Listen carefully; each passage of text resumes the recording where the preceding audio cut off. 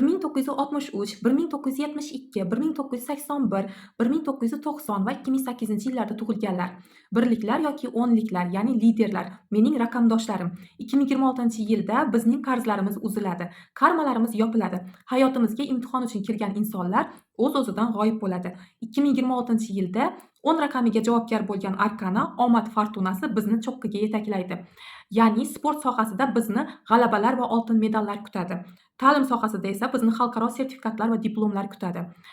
Kimki mashhurlik istayotgan bo'lsa, 2026-yil yanvar oyida boshlagan blogi yoki bo'lmasa media sohasidagi qadami 2026-yilning dekabr oyiga qadar millionlab obunachilar, millionlab muxlislar olib keladi. Chunki 2026-yil 10 raqamiga ega bo'lgan insonlar uchun omad va mashhurlik yili hisoblanadi.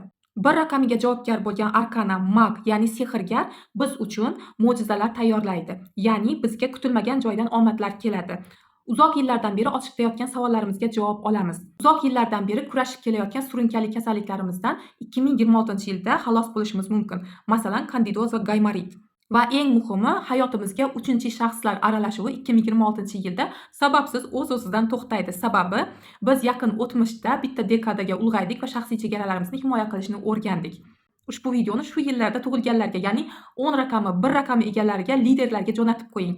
Har doimgidek to'liq ma'lumotni video ostida qoldiraman va albatta obuna bo'lishni unutmang.